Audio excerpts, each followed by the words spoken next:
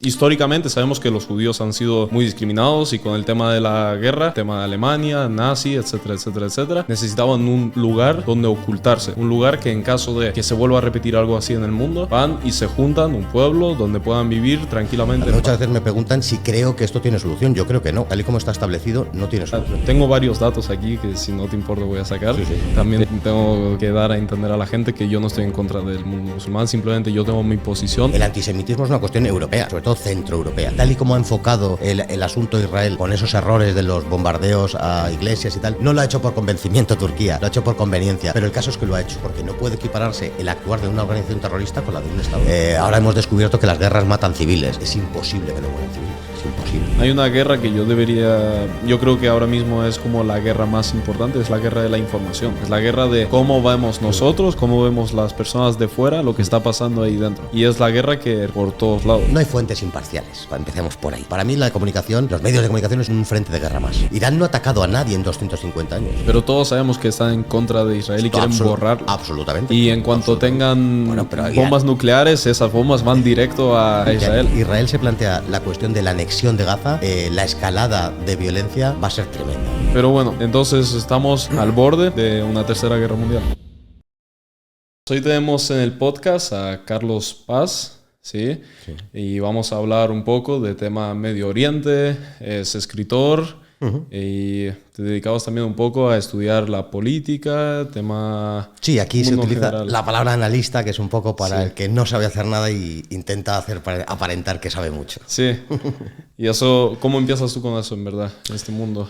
Pues las cuestiones de análisis desde hace muchos años, quizá en medios muy marginales, no generalistas, y la cuestión de Oriente Medio siempre hay un interés por mi parte por el Oriente Medio, por algún país en concreto, pero sobre todo y de manera definitiva es después del comienzo de la guerra en Siria en marzo del 2011.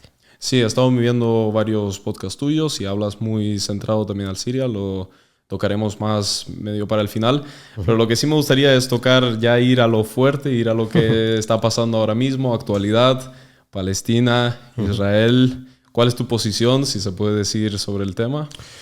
Bueno, mi posición es conocida la cuento siempre a la luz del mundo, es de simpatía abierta por el mundo árabe, por los palestinos. Entiendo que, por no entrar en cuestiones históricas muy puntuales, que la Constitución de Israel en el año 48 no debió hacerse de la manera que se hizo. ¿Cómo debía haberse hecho? Bueno, constituir el Estado de Israel en el año 48 allí fue una decisión unilateral de Inglaterra. Siempre se dice que auspiciada por Naciones Unidas, pero es verdad que las Naciones Unidas nacieron al calor del final de la Segunda Guerra Mundial. Inglaterra era uno de los 5, el Reino Unido es uno de los países de los 5 que tienen veto. Ya estaba apalabrado con Rusia y con Estados Unidos y se decidió, sin el beneplácito ni la opinión del pueblo árabe, de constituir ahí un Estado que no había existido nunca. Tengo entendido que esa zona estaba bajo el control en ese momento de lo que sería el Reino Unido. Efectivamente. Entonces, un país que tiene el control en X momento, varios países que tienen el control en ese momento de esa zona, en teoría tienen el poder de hacer con esa zona lo que ellos quieran. Claro. Y esa zona no se llamaba como tal Palestina. Sí había un pueblo viviendo ahí, el pueblo palestino, pero como tal eso no estaba una zona que era dueños ellos, ¿no? No, efectivamente, eso era un mandato, incluía Palestina, Irak y lo que hoy es Jordania, y decidieron establecer ahí. Tampoco existía, es verdad, un país que se llamase Palestina, pero tendrían que haber contado con el beneplácito de los autóctonos del lugar, que eran los pueblos árabes y los palestinos. Ok, ¿cómo entonces lo harían? O sea, históricamente sabemos que los judíos han sido muy discriminados y con el tema de la guerra, el último tema del tema de Alemania, nazi, etcétera, etcétera, etcétera, necesitaban un lugar donde ocultarse, un lugar que en caso de que se vuelva a repetir algo así en el mundo, van y se juntan, un pueblo donde puedan vivir tranquilamente en paz. ¿Dónde podemos organizar ese pueblo si no es ahí? Hubo muchos planes, incluso entre el Tercer Reich y los movimientos sionistas hubo apalabrado cuestiones como ir a Madagascar, que en ese caso dependía de Francia. Cuando es derrotada Francia en el 40, la Francia de Vichy entabló relaciones con el Reich y con movimientos sionistas para establecerlos en Madagascar. No sé dónde tendría que haber sido, pero lo que sí sé es que donde ha sido ha causado, fíjate, un problema que estamos hoy en el 2023 hablando de ello desde el año 48. A ver, yo según lo veo, vamos a ponerlos en Madagascar y lo mismo pasaría ahí. Hay ciudad, Claro, hay un pueblo ahí viviendo y... Claro, a lo mejor lo que había que preguntarse, pero yo ahí no he entrado nunca, es por qué la necesidad de establecer, lo llamaron en principio el Hogar Nacional Judío. No sé por qué tienen la necesidad de que esto existiera. Hay muchos pueblos que no tienen Estado, los kurdos, por ejemplo, u otros muchos pueblos. ¿Existía la necesidad y la obligatoriedad de constituir un Estado judío como hoy lo concebimos?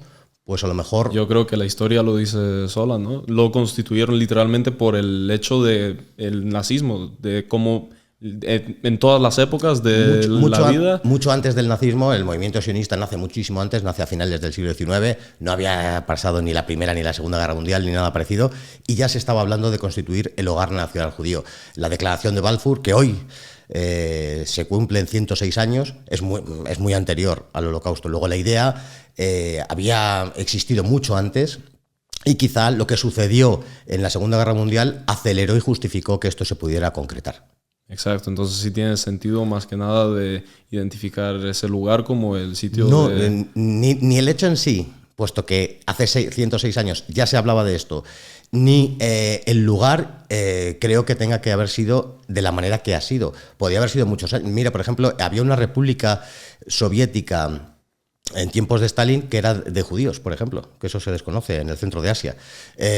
Podría haber sido establecido en otros muchos lugares. El establecimiento del lugar que se ha establecido es por cuestiones religiosas, judías, que para ellos se tienen un simbolismo tremendo. Jerusalén. Toda esa tierra, lógicamente. Y quizá el establecimiento de ese hogar nacional judío, de ese Estado de Israel, no hubieran aceptado que fuera en otro lugar del mundo. La disputa de si tiene que ser ese lugar es lo que nos está trayendo a la situación de que yo esté aquí hablando de esta cuestión, porque conllevaba indefectiblemente, sin el beneplácito de los autóctonos, problemas que van a ser irresolubles, porque además a mí muchas veces me preguntan si creo que esto tiene solución. Yo creo que no. Tal y como está establecido, no tiene solución. No tiene ninguna solución, obviamente, pero por ejemplo, mirando lo que ha pasado a lo largo de siglos, siempre se han ido conquistando, quitando lugares. Mismamente Estados Unidos es un lugar al que hemos llegado pues los europeos. Bueno, en este caso España ha llegado a Estados Unidos, se ha establecido ahí. España ha llegado a Latinoamérica, se ha establecido ahí. Y hay muchos países que están durante mucho tiempo estaban controlados por España. Vas conquistando, vas quitando territorios, pero en este caso, justo ese territorio, se quejan todo el mundo. O sea, siempre se han conquistado, siempre se han quitado territorios. Es la historia del hombre. Sí, y los territorios, al fin y al cabo, a nadie le pertenecen un territorio. Yo tengo una casa comprada, por ejemplo, y si yo, puede que la tenga ya pagada, esa casa, pero en caso de que no pago impuestos, el gobierno me quita mi casa, ya no es mi casa. Ya no es mi territorio. Claro, pero estás poniendo en duda la existencia de las fronteras, la existencia de la soberanía nacional de los países. Claro que existen países. No, exactamente eso no lo pongo en duda porque en ese momento no hubo frontera ninguna Claro, en Palestina. En ese terreno no. Exacto. Todo el terreno de África en esa época estaba muy inexplorado y no había frontera ninguna. Y las fronteras de hoy de África, muchas de ellas son enteramente artificiales, que han dado lugar a problemas que todavía siguen existiendo desde la salida de los europeos de África, porque son fronteras artificiales en muchos casos. Exacto, por eso poblaciones o así, por así decirlo, ciudadanos con más poder acaban cogiendo y reconstruyendo tierras que en ese momento la zona en la que ahora mismo está establecido Israel era nada, no había nada, estaban viviendo en pobreza. Igual, simplemente hay que rodear un poco la zona de Israel y ver cómo alrededor los países están viviendo en pobreza, en casi nada, no hay nada literalmente. Hombre, por ejemplo, el Líbano ha sido un centro, por ejemplo, la frontera norte es el Líbano. El Líbano ha sido uno de los países más ricos del mundo durante los años 70, 80. Era la Suiza de Oriente Medio. Siria ha sido un país históricamente homologable en muchas circunstancias con Europa. Jordania, que es también de creación enteramente artificial, los británicos también dividieron eso de una manera artificial, sí es más pobre. Y Egipto pues tiene los problemas que tiene, pero la riqueza de Israel también se puede explicar de otras maneras, porque también me estás diciendo que poco más o menos que los vecinos de Israel no saben manejar sus recursos o crear riqueza. Yo diría más bien que los ciudadanos de Israel como tal son bastante más desarrollados y bastante más educados para el tema de generar riqueza y recursos, y muchísimos, simplemente hay que ver que muchísimos empresarios, muchísimos desarrolladores, muchísimos científicos son de origen judío. Entonces, a la larga, eso que lleva a que es un país que va a crecer más rápido que países que están alrededor. Y un país que puede crecer más rápido es un país que, al fin y al cabo, necesitamos en este mundo, y mucha tecnología se ha sido desarrollada por gente de ahí. Israel cuenta con unos apoyos que los países circundantes no han tenido. Apoyos de Estados Unidos, estoy hablando, o de Europa, y tienen unos recursos que muchos países de la zona no han tenido, también es verdad. Sí, bueno, de Estados Unidos cuentan con apoyo porque Estados Unidos está también lleno de judíos también. Sí, sí, sí. Y literalmente, si ves, tengo varios datos aquí que si no te importa voy a sacar. Sí, sí, sí. También tengo que dar a entender a la gente que yo no estoy en contra del mundo musulmán, simplemente yo tengo mi posición a favor de Cada uno Israel. tenemos una Sí. posición. Sí, sí, sí. Pero en tema de ayuda, por así decirlo, voy a coger esto. Simplemente ver un poco, a lo mejor no tiene nada que ver, pero cuando miramos, por ejemplo, poblaciones que intentan ayudar al mundo, Estados Unidos ayuda. Por ejemplo, Rusia, de donde soy yo, Rusia no ayuda al mundo. Rusia no aporta mucho al mundo. Rusia no ha descubierto últimamente nada. Lo único que aporta es, pues, guerra, ¿no? Hay que ser sincero. Comparado con lo que es Estados Unidos, por ejemplo, aporta muy poco. Rusia ha aportado históricamente muchísimas cosas. Históricamente sí, pero los últimos años. Bueno, pues últimamente también ha caído Rusia dentro de una mala prensa que nos hace pensar este tipo de cosas. Tampoco ha creado grandes guerras. En la guerra de Ucrania está en ello. Algún follón interno después de la caída del muro, pero tampoco es que sea un país agresivo y... Ya, pero bueno, en dimensiones, siendo un país de tanta dimensión, debería aportar mucho más de lo que aporta. Con la dimensión que tiene Rusia, la población es muy pequeña. Pero los recursos son muy grandes. Sí. Eso entonces, y esos recursos, si se destinaran bien y no se destinaran a financiar lo que se financia, que eso hablaremos, vamos a ir paso a paso. Vale. Sí, exacto. Bueno, un dato simple que tengo aquí. Datos de premios Nobel. Premio Nobel, que al fin y al cabo es una de las mejores maneras de, pues, ver... Antes lo era. Pero una de las mejores maneras de ver qué se aporta realmente al mundo. En la actualidad hay unos 14,2 millones de judíos en todo el mundo y 1,5 mil millones de personas árabes de origen árabe. De esos, 900 premios Nobel han sido entregados, algo más de 900. De esos 900, 200 son para la población judía y 12 son para población de origen musulmán y árabe. Bueno, vamos a ver. La mayoría, no lo sé, primero que los premios Nobel, fíjate, se lo dieron a Obama, el premio Nobel de la Paz. O sea que vamos a ver también... premios Nobel de la Paz, de esos 12 personas, sí. Creo que 7 o 8 son de origen árabe musulmán. Y a Churchill le dieron el premio Nobel de Literatura. Quiero decir con esto que muchas veces se da por cuestiones políticas, no por meros méritos propios. Estoy seguro que un altísimo porcentaje, 8 de cada 10 de los que me has enumerado, viven en Estados Unidos. La mayoría seguramente sí. Lógicamente, había que ser muy listo. Y quiero decir con esto que han logrado... ¿Por qué Estados Unidos tiene tantos premios Nobel? No solamente judíos, ni mucho menos. Porque tiene unos medios, unas universidades, unos centros de investigación que otros países no tienen. Esta es la explicación. No creo que los estadounidenses sean más listos que los alemanes o que los chinos, sino que han tenido más riqueza como para poder investigar o más posibilidad. Las cuestiones de investigaciones científicas, conozco algo al respecto. Mi padre era investigador científico y me consta que en España la investigación científica no ha importado prácticamente nada. Lo he vivido en casa de manera diaria. Sin embargo, en Estados Unidos o en Rusia con la Unión Soviética se daba una importancia a la investigación que en otros lados no se da. En Estados Unidos, si no me equivoco, están viviendo cerca de 6-7 millones de judíos. Sí. Así como dato. Y creo que de personas de origen árabe cerca de 4 o 5 millones. Entonces tampoco hay una relación muy grande, es decir, como 2 millones de diferencia. Que viendo el mundo árabe obviamente es enorme, entonces sí es una parte muy pequeña, pero si lo comparamos no es tanta diferencia. Pero a la larga esas personas judías pues acaban generando más. ¿Tú crees que de eso se debe a algún tipo de mentalidad? Históricamente, ya te digo, históricamente, por ejemplo, el mundo judío se ha discriminado mucho por tema de que eran muy avanzados con el tema financiero. Por ejemplo, y tiene su explicación histórica. ¿Cuál es la explicación histórica? Bueno, en Europa el Islam prohibía el interés y el cristianismo en la Edad Media también. Y había una serie de trabajos, por ejemplo, las bancas o los prestamistas, que estaba dedicado a los judíos. Eran los judíos los que se encargaban de esto. Esto causaba, era un poco hipócrita por parte de Europa, pero era así. Eso causaba reticencias, recelos y este tipo de cosas. El antisemitismo es una cuestión europea, sobre todo centroeuropea y eslava. Las palabras, ¿no? Tú sabrás perfectamente, pogrom, gueto, todas estas palabras son centroeuropeas y eslavas, donde ha existido un fortísimo antisemitismo. En Europa Occidental, en España, Italia, Portugal, ha habido hechos, actos, sucesos antisemitas, pero de mucho menor cuantía que en el centro de Europa o en el mundo eslavo. Sí, a la larga básicamente han sido discriminados por todo el mundo.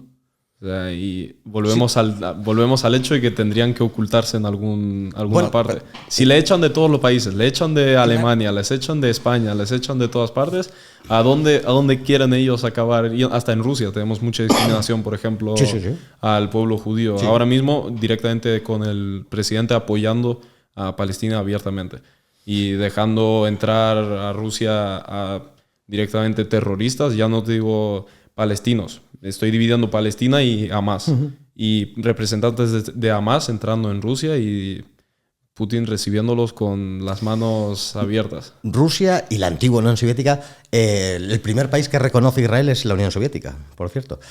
Ha tenido relaciones y al día de hoy no tiene malas relaciones Rusia con Israel, todo lo contrario. Ninguna, pero porque hay mucho judío en Rusia. Y muchísimos judíos de Israel son de procedencia de Rusia. Sí. Entonces, esos vínculos existen. Es verdad que ahora... con y vamos a la actualidad última, el proceder de Israel lo que ha provocado en grandísima medida es que históricos aliados suyos, la propia Rusia, se coloquen no de parte, sino que intenten ser más ecuánimes que lo han sido en el pasado. Y estoy pensando en Jordania, en Turquía, que se han colocado de parte de Palestina, porque el proceder de Israel yo creo que ha sido poco inteligente en estos días. Sí. Básicamente, a ver, Turquía se ha colocado de la parte de Israel, de Palestina, perdón, por tema y puramente por tema de que son de la misma cultura. Porque literalmente Turquía no tenía ninguna relación con Palestina y se ha metido en todo este lío porque el presidente o el que dirige el país, no sé si es el primer ministro o presidente,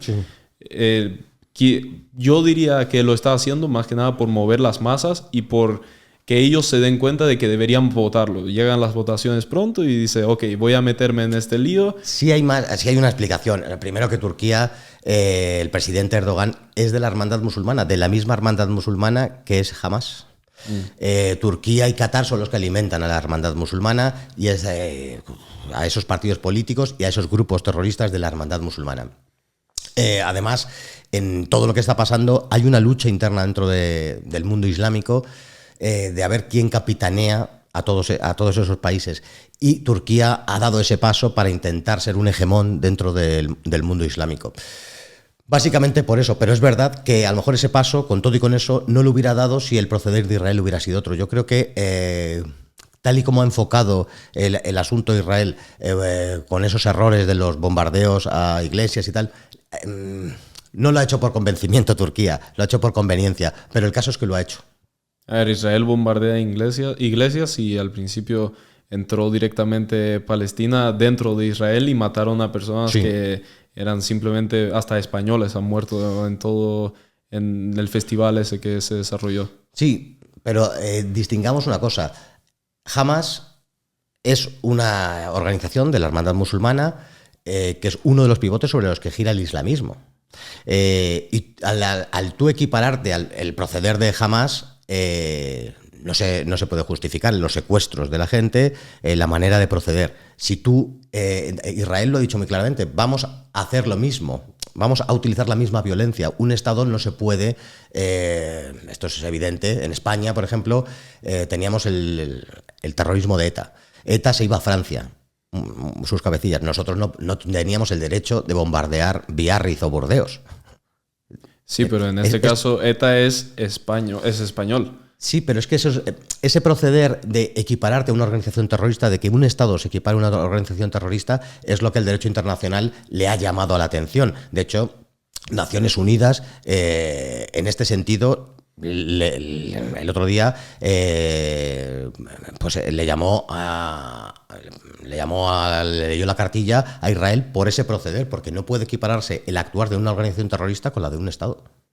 Sí, pero si ese Estado literalmente está ocultando a esos terroristas y todos saben dónde se encuentran, que se están encontrando, por lo que tengo entendido, debajo directamente del Estado, en esos túneles, y el Estado no diría apoya, porque tampoco pueden hacer nada, pero ese Estado está controlado por esos terroristas. Esa franja está controlada por Hamas. ¿Qué se hace? Pero tampoco tiene soberanía para entrar en esa franja. Yo diría que la diferencia de, por ejemplo, lo que tú dices de ETA, Francia no estaba controlado por la ETA. No, en ese caso no. Pero Francia lo sabía, y aquí se hablaba del santuario de Francia. Los franceses lo sabían y les permitían estar. Les permitían estar, pero estos directamente controlan. Ellos controlan la franja de Gaza. Pero es un territorio que no es soberanía de Israel. La cuestión del derecho internacional es muy delicado y lo ha contravenido entrando. Yo entiendo que el planteamiento que digas, si ellos están allí, yo voy a arrasar aquello, que no va a valer de nada. Los líderes de Hamas hace mucho que ya no están en la franja. O sea, en Qatar. Se han ido, claro. El problema... Aquí no se quiere abordar la cuestión del... Yo cuando hablo de esto me dicen que si defiendo a Hamas, todo lo contrario. La cuestión es que no se quiere, de verdad, créeme, que no se quiere terminar con el islamismo, con los movimientos terroristas. No se quiere. In situ, en Oriente Medio, he visto ayuda occidental a grupos islamistas. Si sabemos que es Qatar y que están en Qatar los dirigentes de Hamas, habrá que ir a Qatar. De Israel a Qatar. De la comunidad internacional y hablar con Qatar. ¿Usted qué está haciendo? Usted, por mucho menos, ha habido países que se les han hecho bloqueos. A Qatar todo lo contrario. A Qatar hemos hecho el Mundial en diciembre. Cuando vienen aquí, la recibimos con alfombra roja. Intereses económicos, financieros cataríes están entrando en España y en muchísimas partes de Europa. Esto se tendría que acabar desde el momento en que sabemos que Qatar sufraga gran parte del terrorismo. En plena guerra de Siria, Arabia Saudí, de manera cínica, decía que Qatar sufragaba el islamismo y el terrorismo. Claro, lo que ocultaba Arabia es que ellos sufragaban la otra parte. Y se bloqueó, de alguna manera, se les expulsó temporalmente de la Liga Árabe. Se tomaron algunas medidas contra Qatar, pero desde luego a renglón seguido se les levantó el veto y se les dejó hacer. No se quiere. Si de verdad se quisiera, habría que hablar con Qatar, más que arrasar la franja de Gaza. Es Qatar. Si se corta el suministro de Qatar, del dinero, de los apoyos, de las cuestiones mediáticas, todos los medios de comunicación que controla Qatar y que limpian la imagen del islamismo, de la hermandad musulmana, la creación de partidos políticos en Europa de esa misma hermandad musulmana de Hamas, si se cortase el suministro económico y mediático, se acababa estas historias. Entonces, para combatir lo que está pasando, en vez de combatir contra Gaza, deberían estar combatiendo contra todo el mundo musulmán directamente. Es que te digo más, es que Israel apoyó a Hamas en su momento, en el pasado. La primera universidad que hace Hamas es con dinero israelí. Es que Israel apoyó a Hamas para destrozar a la Organización para la Liberación de Palestina, para la OLP, que tenía un refrendo en Palestina y que tenía un reconocimiento internacional. Ya estuvieron aquí en Madrid, hubo la conferencia de Madrid, en Oslo y intentaron hacer los acuerdos de Oslo, y eso lo dinamitó en parte ayudando y sufragando a Hamas, porque vuelvo a lo mismo, que es que nadie, cuando digo nadie es Israel, España, toda la comunidad internacional no quiere terminar con el islamismo. El islamismo y los grupos terroristas han sido muy útiles. Los talibán los alimenta a Estados Unidos para intentar expulsar a los soviéticos. y luego se les fue de las manos la cuestión. El Estado Islámico ha sido sufragado y ayudado por Estados Unidos también y por Occidente. Y Hamas ha sido sufragado por esas potencias regionales que son Turquía, Qatar, e Israel lo ha apoyado porque le venía bien que existiera una división dentro del mundo palestino. Entonces, vamos a dejar de jugar a alimentar el islamismo, versiones radicales, descontextualizadas y alucinadas del Islam con gente que son capaces de matar indiscriminadamente, porque luego pasa lo que pasa. O sea, nosotros mismos estamos ahora mismo alimentando todo el rato el terrorismo. Nosotros no. No, pero me refiero al Occidente. mundo. Sí, sí. Por supuesto, lo afirmo rotundamente. Sí. O sea, el problema que en vez de combatir el terrorismo, estamos alimentándolo. Sí, pero ha sido históricamente así. En los años 50 surgió Nasser. Abdel Nasser fue una figura dentro del mundo árabe importantísima. Intentó unir y unió temporalmente, creando la República Árabe Unida, Egipto con Siria, se quiso con Yemen, con Irak, con Sudán, por eso tienen los mismos colores las banderas, y se asustó Occidente. De hecho, entró en el Canal de Suez, lo nacionalizó y colaboró en guerras contra Israel, pero antes de eso ya estaba demonizado, porque daba miedo la creación de un mundo árabe unido. Y se fomentó el islamismo de los hermanos musulmanes en Egipto. Exactamente lo mismo, con Bashar al-Assad en Siria. Bashar al-Assad, que es un señor criado en Londres, de una cultura importante, de unos modales occidentales, pues alimentó a los grupos de la hermandad musulmana, al Frente al-Nusra, a Tahrir al-Sham, a grupos islamistas de la hermandad musulmana. El patrón se repite constantemente en la historia y luego nos quejamos de que son islamistas, de que el Islam es muy malo, pero si lo ha creado usted. Entonces, ¿qué tiene que hacer Israel ahora mismo? Israel tiene un problema muy serio, bueno, tiene varios, pero un problema muy serio con una organización que ha sido capaz de hacer lo que ha hecho y que tiene que responder desde su prisma y dar seguridad a sus ciudadanos. ¿Y cómo da esa seguridad si no es limpiando la Franja de Gaza? Ese es el problema que tiene. Que haga lo que haga, no va a terminar con el problema. No va a terminar con el problema porque los dirigentes están fuera, porque la mitad de la organización militar, del aparato militar de Hamas está bajo tierra. Podrá lanzar, ayer tengo entendido, según medios de comunicación libaneses, Al-Manar y algún otro, que se lanzaron entre 11 y 20.000 toneladas de bombas. Pueden lanzar lo que quieran, están bajo tierra, no van a acabar. Habrá que preguntarse por qué eso ha sido posible. Desde luego, lo inmediato, que es lo que me preguntas tú, pues podrá disparar, podrá hacer lo que quiera, pero no va a servir de nada. Dentro de 3 años, de 10 o de 15, seguiremos hablando de esto. Si seguimos con las mismas políticas, seguiremos igual. Entrar dentro y limpiar. Limpiar todo lo que tú quieras. Dentro de 5 años tendremos el problema. Volverán. Mañana, en el norte tienen a Hezbollah. Hezbollah les derrotó en el 2006. Esa es otra, ahora hablamos de esa parte. Bueno, que pues ahí lo dejamos. Que tiene muchos focos, sí, que no va a acabar, de la manera que está establecida las cosas, no se va a acabar nunca. O se va a acabar borrando Israel. Claro, yo ¿Qué digo, es lo que quieren ahora mismo todos? Sí, Hezbollah, luego hablaremos, se creó para destruir a Israel. Hay países que quieren, muchos países islámicos, de mayoría islámica, quieren la destrucción de Israel, que deje de existir Israel. Eso es obvio, eso lo dicen. Y lo dicen abiertamente. Sí. Y apoyan, y es más, lo dicen en nombre de Alá. Esa es otra. Algunos interpretan la religión, se agarran a la religión para justificar eso, pero hay otros países que no. Siria es un país aconfesional, por ejemplo. No es una cuestión religiosa la cuestión de Siria. Y técnicamente sigue en guerra con Israel. No firmó la paz del 73. Hay unos territorios en los Altos del Golán que los tiene Israel y Naciones Unidas le ha dicho ya muchas veces que los tiene que devolver, no los devuelve. Y no es una cuestión religiosa la cuestión siria, es un país aconfesional. Hay un tema, por ejemplo, y es dentro de la Franja de Gaza ahora mismo está muriendo mucha población. Y si no me equivoco, es de las zonas más pobladas por metro o kilómetro cuadrado del mundo. Sí. No sé si está después por encima. De Hong Kong y después la Franja de Gaza. Pues ya está. Y está muriendo muchísima población y que estaban intentando escapar por la zona de Egipto, el cual no abrió fronteras a lo que serían sus hermanos. Porque dentro de su mundo y sobre todo cuando empieza estos problemas de guerra, ellos son todos hermanos. ¿Y por qué no abren la frontera si tan hermanos son y si tanto cariño tienen a esa población? Eso sí, desde la desde el fuera, desde tercera persona, es muy fácil opinar. Pero en el momento que, por favor, abran fronteras para que no sigan muriendo nuestros hijos, cerrados.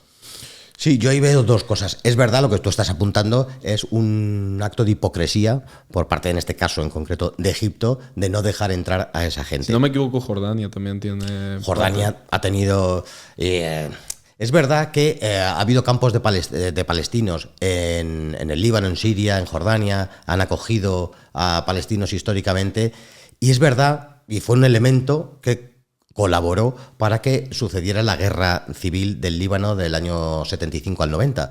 En esa grandes concentraciones de palestinos es verdad que se ha dado, ha sido un sitio donde se han escondido o han sido utilizados esos sitios para grupos terroristas. Y esto lo saben muchos países que los han acogido. Por eso, muchas veces, en esta ocasión, Egipto ha dicho, no, 2 millones, hay 2 millones de personas. Meter 2 millones de palestinos aquí me pueden montar el jaleo. Por otra parte, es verdad que también muchos países árabes dicen, vale, esos 2 millones de personas salen de Gaza y lo que me estoy temiendo mucho es que Israel se quiera, y lo he dicho, y el otro día leí en un medio árabe que Israel había dicho, no lo he contrastado, pero que quería anexionarse el 40-50% de Gaza. Si saliese la población, yo creo, y muchos países árabes lo creen, que se lo anexionaría Israel. Eso es lo que no se quiere, y quizá si se plantea Israel la cuestión, lo he dicho desde el día 7 de octubre, desde que empezó esto, si Israel se plantea la cuestión de la anexión de Gaza, la escalada de violencia va a ser tremenda, ¿eh? Sí, eso es otra parte, por ejemplo, con la que yo no estoy de acuerdo con Israel. Y históricamente se han anexionado bastantes territorios. Sí. Eso sí es verdad por otras guerras, que la última que empezó también el mismo día que... Sí, la del Yom Kippur, que decimos, la guerra de octubre. Y se anexionaron una gran parte de la zona. Pero por otra parte es, ok, ¿y qué hacemos entonces? ¿Los dejamos morir? Porque cortaron todo, ¿no? Cortaron agua, cortaron gas, luz. Sí. Entonces, esas personas, por mucho que, ok, no los dejen salir, van a acabar muriendo. Y de todas formas, si Israel está pensando en anexionar esa zona, que vamos, esa zona, en el momento que piensen en anexionarla, estará destruida y es una zona que será inhabitable. Es verdad que Naciones Unidas y muchos países de la comunidad internacional están diciendo que hay que mantener los suministros de agua, luz, gas, alimentos, el agua potable, por supuesto, etcétera, etcétera. Y esto lo está impidiendo Israel, y esto es lo que le está costando sanciones de la ONU, que Israel no hace ningún caso a ninguna sanción de la ONU, pero bueno, y que gran parte de la comunidad internacional se subleve ante esta situación. ¿Qué hacer? Yo no tengo los designios de la bola, ojalá tuviera la solución para esa zona del mundo, yo creo que nadie la tiene, pero yo desde luego no la tengo. Pero el proceder de hacer que mueran 2 millones de personas porque hay unos terroristas amparados en ese territorio, e incluso hay gente que dice, sí, pero además les han votado, es decir, a la gente le gusta, jamás... Le guste o no le guste, no podemos mandar a 2 millones de personas a una muerte segura.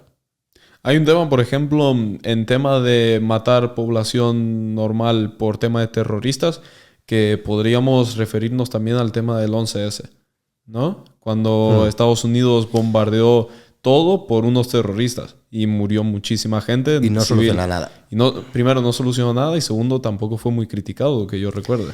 Esa es la primera vez que Estados Unidos, sin el beneplácito de la ONU, bombardeó, en aquel caso, Afganistán, pensando que estaban en Afganistán los que idearon aquello. Que parte de los que lo idearon sí estaban, pero no lograron hacer nada. Ni llegaron a conquistar Afganistán, ni porque Afganistán es no se puede conquistar, inconquistable.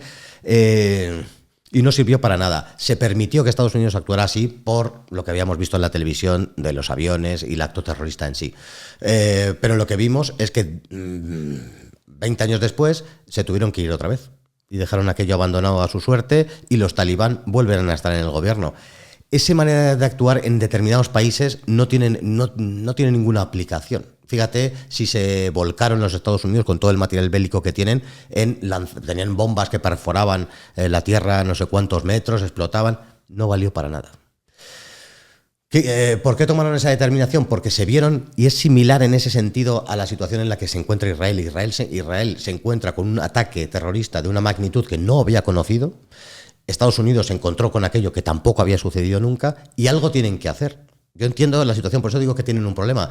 ¿Qué hacemos? ¿No hacemos nada y quedamos como unos ridículos? ¿Atacamos y arrasamos y la comunidad internacional nos monta un follón? Yo entiendo que una guerra, también hay mucho fariseísmo con la guerra, con todas las guerras, ¿no? Ahora hemos descubierto que las guerras matan civiles. Es imposible que no mueran civiles. Es imposible. Entonces, nos creemos que hay bombas que solo matan a la gente mala. Pues no, tú haces un bombardeo y evidentemente lo que tienes que tratar de hacer es no bombardear áreas que no tengan interés militar, que no haya fábricas de armamento, que no podemos bombardear como en la Segunda Guerra Mundial se hizo en Europa, que se asolaban ciudades enteras, pero eso lo hacían los aliados preferentemente. Y eso no conduce a nada. Fíjate, por ejemplo, en la Segunda Guerra Mundial, cuando se arrasaban ciudades y gran parte de la industria alemana la tenían bajo tierra, precisamente también. Fueron los primeros, yo creo, que hicieron ese tipo de cosas.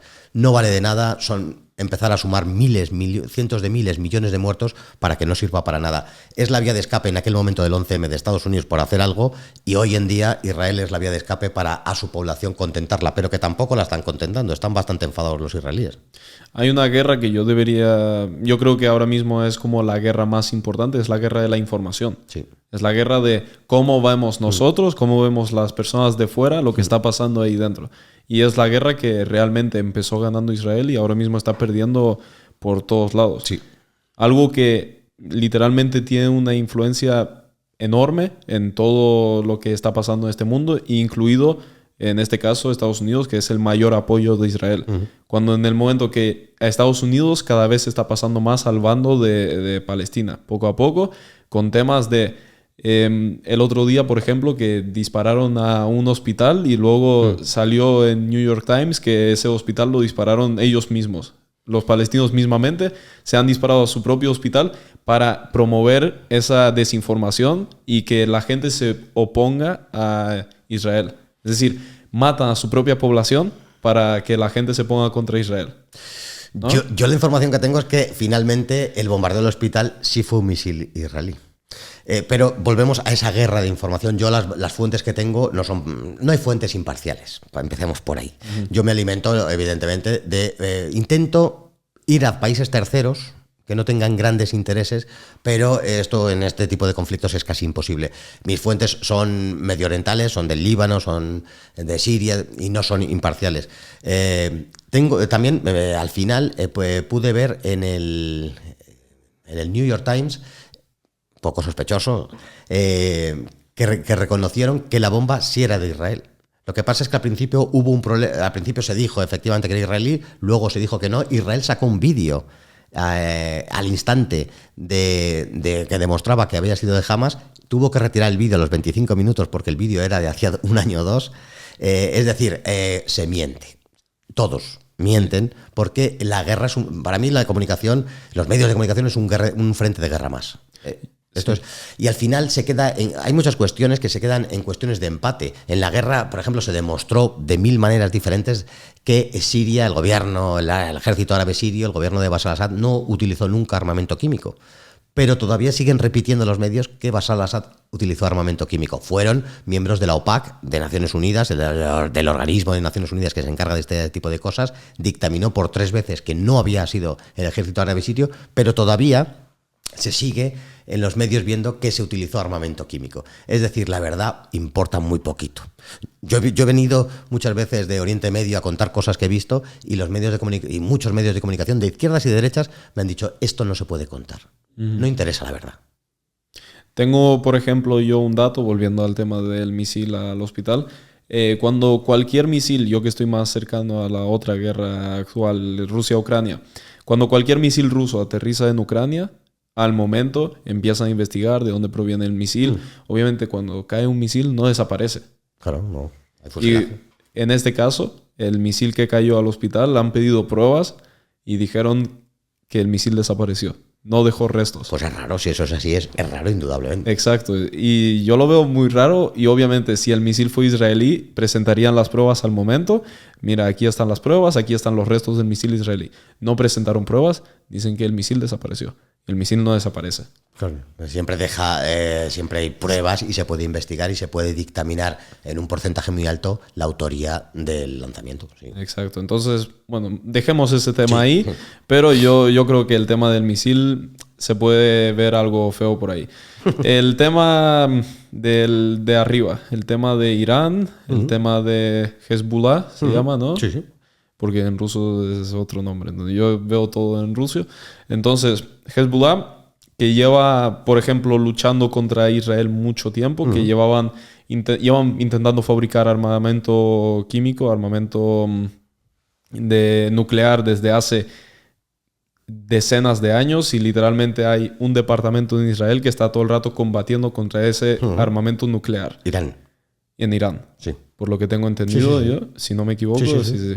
Entonces, Irán al momento ya se puso, dicen primero que las partes de las personas de Hamas que han entrado en Israel han sido educados por Hezbollah, por lo que tengo entendido. Esa es una parte. Sí. Esa es una parte. Segunda parte, llega ayuda de Estados Unidos, se colocan ahí al lado para evitar esa entrada de Irán, porque ¿qué vieron al principio ellos? Ok, ataque por un lado, y si entra Irán, que directamente, ok, Irán son 40 veces Israel, no 40 veces, pero son no sé cuántos millones, 20 millones creo de personas. Irán tiene 70 millones, yo creo. 70 millones de personas que si entran a Israel lo destruyen, lo destrozan. Entonces se acercó Estados Unidos ahí para evitar que ese conflicto siga avanzando, como para asustar a Irán. Entonces, ¿qué crees que será lo siguiente? ¿Hezbollah entra? ¿Hezbollah sale? Decir que respecto al material atómico estaba investigando Irán cuestiones nucleares, lógicamente. Rompió Trump, se hizo un tratado, el 5+1, determinadas potencias, Alemania, Francia, Estados Unidos, aceptaron que se investigase, que Irán tenga el derecho de investigar con energía atómica, por supuesto. ¿Por qué no? Hay países que tienen Israel tiene material nuclear. No oficialmente. Pero sabemos que tiene, pero no oficial. Claro, bueno, yo oficialmente.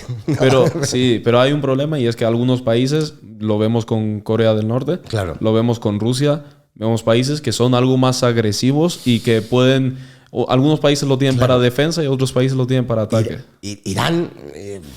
Irán está enteramente demonizado. Ayer estaba viendo un programa de televisión alemán en donde salió un amigo mío, Taleb Ali-Salem, que es saharaui. Estaban hablando del Sáhara y del Frente Polisario, y el periodista, no sé de dónde era, da igual, decía: Irán está detrás del Frente Polisario. No, hombre, seamos serios. Irán no tiene nada que ver con el Frente Polisario.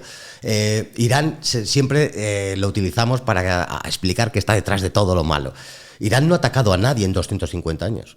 Pero todos sabemos que están en contra de Israel y quieren borrarlo. Absolutamente. Y en cuanto tengan bombas nucleares, esas bombas van directo a Israel. Bueno, eso se podría pensar de Israel, que Israel odia a Irán y que Israel quiere lanzar material atómico a Irán. No creo que eso se vaya a dar. La investigación de la energía nuclear, todos los países tienen derecho. Aquí se ha permitido que haya países... Pakistán tiene bomba atómica. Es un peligro tremendo. La India tiene bomba atómica. Corea del Norte, ¿para qué vamos a hablar? En fin, y Trump dictaminó que no se podía seguir investigando, que Irán no podía seguir investigando acerca de la energía nuclear. Esto me parece un atentado a la razón. Pero la cuestión de Hezbollah, el partido de Dios, es creado por Irán para destruir a Israel. Eran, y luego diré por qué digo, eran chiitas. Y se constituyó de esa manera, y además fue los Pasdarán, la Guardia Revolucionaria iraní, la que instruyó a esas milicias. Y después de la guerra civil que tuvo Líbano en el año 90, todos los partidos libaneses tenían milicias. Se firma la paz en una ciudad saudí, en Taif, y se acuerda que las milicias que los partidos políticos dejen de tener milicias. Hezbollah dice que no, que continúa con sus milicias. Sigue Irán y el eje de resistencia, que hay un eje de resistencia: Irán, Irak, Siria y el Líbano a través de Hezbollah, es el eje de resistencia contra Israel. Siguen ayudando a Hezbollah, y en el 2006 vencen a Israel, como decía antes, y hacen un segundo manifiesto. En el 82 habían hecho su primer manifiesto, Carta a los oprimidos del Líbano y del mundo, en donde se declaraban chiíes, en donde querían instaurar algo parecido a una república islámica al tipo iraní, pero en este segundo manifiesto, que es del 2013, dicen que se constituyen un partido nacional, que dejan la cuestión religiosa aparte, y esto ha hecho que cristianos haya cristianos en las filas de Hezbollah. Yo les he visto reconstruir iglesias y que hayan ganado elecciones, porque muchos cristianos que estaban de parte de Israel antes, ahora ya no lo están. Ha cambiado la aritmética libanesa, ha cambiado hace mucho precisamente por la manera de actuar de Hezbollah.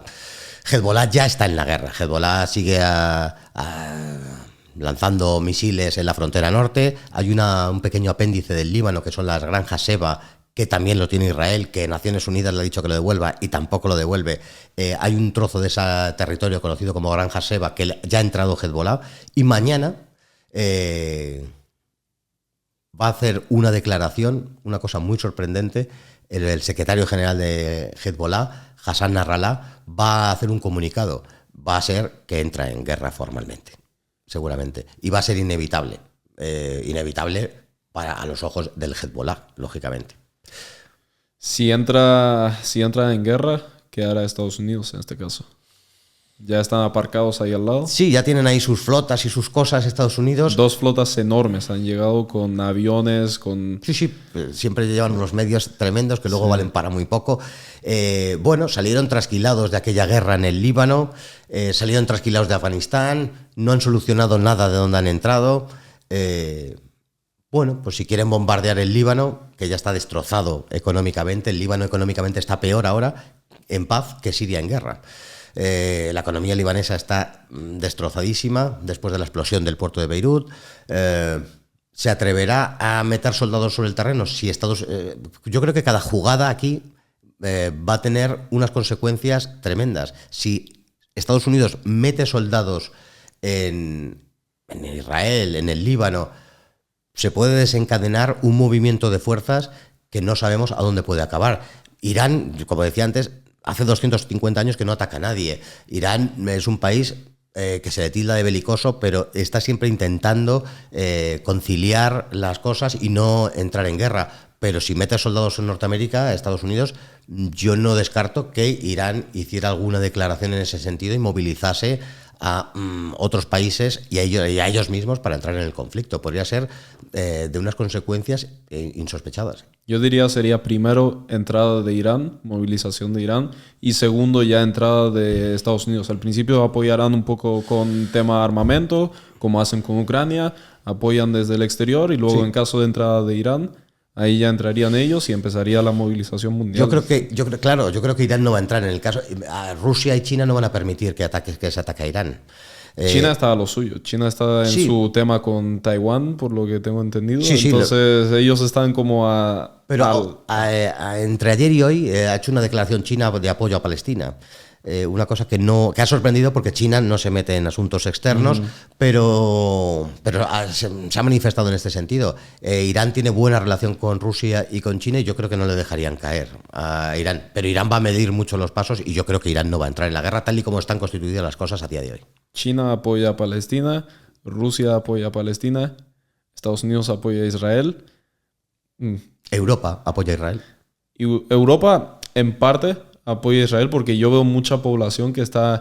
Por ejemplo, yo que estoy viviendo la guerra de Rusia-Ucrania, desde mi punto de vista, sobre todo el primer día de la guerra de Israel, sobre todo la entrada de Hamas, antes de todos los bombardeos, cuando vi manifestaciones en las calles a favor de Palestina, me recordó un poco a... ¿Y si saldría yo a manifestarme a favor de Rusia? ¿Sabes? El país que ataca sale a manifestarse. Mientras tanto, en Europa eso está súper... Muchísima población. Es que hay muchísima población árabe, que de eso también hablaremos ahora. Hay muchísima población árabe, entonces van apoyando y manifestándose a favor de Palestina. Que eso a mí no me entraba en la cabeza, sobre todo el primer día. Ok, ahora mismo ya se convirtió en guerra, ya vale, hay a favor de qué manifestarse. Pero el primer día entraron y con las banderas y a decir, bueno, pues... déjenlos matar, o cómo va el tema a favor de qué se manifestaban, a favor de devuélvanos nuestro territorio. ¿Y a dónde echamos los israelíes? Volviendo a ese tema, ¿dónde los echamos? O sea, devolvemos los territorios y ya... Eso no lo veo yo. Tal y como está planteado, es irresoluble. Ya. Pero bueno, entonces estamos al borde de una tercera guerra mundial. Estamos cerca. Estamos muy cerca. Cerca, dando pasos. El otro día entró Yemen, que hubo gente en las redes sociales. Sí, pero Yemen es... Bueno, pero Yemen tiene dos cosas. Yemen, uno, tiene misiles capaces de llegar a Israel, tiene misiles de largo alcance, y dos, tiene la posibilidad de cerrar el estrecho de Bab el-Mandeb, lo que une el Océano Índico con el Mar Rojo. Y si eso lo hiciese Yemen, la gasolina se pone a 5 o 6 euros en Europa. O sea, que no minusvalorar el valor de Yemen también. Yo diría que el tema del petróleo, el tema de la gasolina, está un poco como que todos sabemos mucho, pero nadie sabe nada. Porque con Rusia mismo, cuando empezó la guerra, todos pensábamos que la gasolina iba a crecer a 3 euros y que todos pasaríamos un invierno congelado. Y al final yo no tuve frío en invierno. No claro, sé. Porque España no depende del... Bueno, en Europa ha pasado eso, pero en España no depende del gas ruso. A ver, en teoría Europa sí depende. Alemania directamente Sí, habían invertido un dineral sí. en el... Sí. para que llegue Pero ese gas. España no. España depende de Argelia. Y de Estados Unidos. Luego, gracias a las grandes políticas de Pedro Sánchez, que son delirantes, pues hemos recurrido a gas licuado norteamericano que ha venido por barco. Que Estados Unidos ya aprovecha todo para generar dinero. Eso es una locura. Siempre lo ha hecho. Dice, guerra, bueno, pues voy a hacer como que... pero voy a meter dinero aquí también. Para acabar ya con tema de Israel, has comentado antes que en Hezbollah, sí, hay cristianos. Sí. Hay un tema en Israel y es que el gobierno es musulmán, árabe. ¿En dónde? En Israel, ¿no? Ganaron las elecciones los árabes, por lo que tengo entendido. ¿Pero en la Franja de Gaza? No. Israel. Dentro de Israel. Dentro de Israel, el gobierno es de Netanyahu, que es la extrema derecha de... Sí, y viven muchísimos musulmanes dentro de Israel. Ahí dentro hay árabes sí. Y algunos cristianos. Y hubo muchas declaraciones, por ejemplo, he visto varios vídeos de personas que están... hubo por ejemplo, hacían firmas a favor de Palestina en Londres. Y se acercó un árabe que viene de Israel, que se llamó, no recuerdo cómo se llamó a sí mismo, un árabe israelí. O sea, no judío, que sería raro, pero árabe israelí. Y dijo, todo lo que está pasando es mentira. Nosotros dentro de Israel estamos igual. Yo puedo presentarme a presidente. Yo tengo los derechos de hacer cualquier cosa. Entonces, los árabes dentro de Israel viven muy bien. Y literalmente yo tengo muchos conocidos en Israel que dicen que hay zonas directamente donde viven solo árabes dentro de Israel. Sí. Y viven en total paz, bueno, entre comillas. Dicen que a esas zonas es mejor no entrar. Pero eso es más que nada por la mentalidad árabe y por la mentalidad de esa población. No porque estén en guerra por dentro y nada por el estilo. Eso se dice mucho. Es verdad, pero no es toda la verdad. Al decir eso, se quiere plantear que pues la libertad es mucho mayor en Israel que en los países árabes. También se puede decir, y es verdad, que hay comunidades judías en países árabes y no les pasa nada. Y son parte... en Irán tiene un escaño reservado en el Parlamento los judíos. En el Líbano, en Siria, en Jordania he visto comunidades judías. Es decir, que era lo que ha existido siempre en esa zona. Ha habido comunidades cristianas, judías y musulmanas, y más allá de los problemas propios de la convivencia normal, no pasaba gran cosa. La cuestión de Israel, hay muchos árabes que forman parte, tienen la ciudadanía israelí, eso es cierto. Y hay barrios de algunas ciudades que son árabes dentro de Israel, eso es cierto. Pero es cierto también que hay otros árabes de origen palestino principalmente, pero no solo, que viven segregados. Y hay judíos negros, los falashas, de origen etíope, que viven segregados. Y se da un componente ahora en Israel que no se daba hace unos años, que es que se dictaminó el Congreso israelí, dictaminó que se es ciudadano de Israel los que sean hebreos. Y entonces eso ha convertido a Israel en un etnoestado de la misma naturaleza que era Sudáfrica con el apartheid. Esto es una realidad. Desde hace unos años se dictaminó que los ciudadanos israelíes eran los que fueran hebreos. Esto establece que hay ciudadanos de primera y de segunda. Y esto es una realidad. No se habla tampoco de los hostigamientos a los cristianos que se sufren en Israel, que existen. Hay vídeos circulando en la red y hay testimonios de patriarcas orientales que nos hablan de hostigamiento a la fe cristiana en Israel. El hecho es, otra vez estamos con ese tema, Israel se creó para que esas personas de origen hebreo tengan un lugar donde vivir.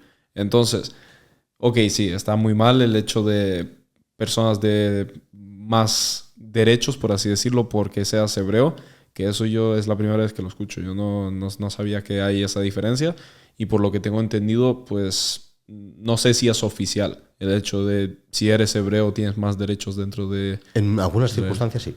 En algunas, como por ejemplo. Yo no he estado ni puedo entrar en Israel, pero la gente de allí que me hablan, pues a la hora de circular, por ejemplo, para ir de un lado a otro, según qué zonas, los hebreos tienen una libertad completa y los otros tienen que pasar una serie de controles que les retarda el camino horas. Eso me cuentan las gentes que viven allí. No lo sé. Oficialmente no sé si está eso realmente declarado. Me parecería muy raro sabiendo que es el único país de Oriente Medio democrático. Eso es otro gran mito que se repite constantemente, que Israel es la única democracia de Oriente Medio.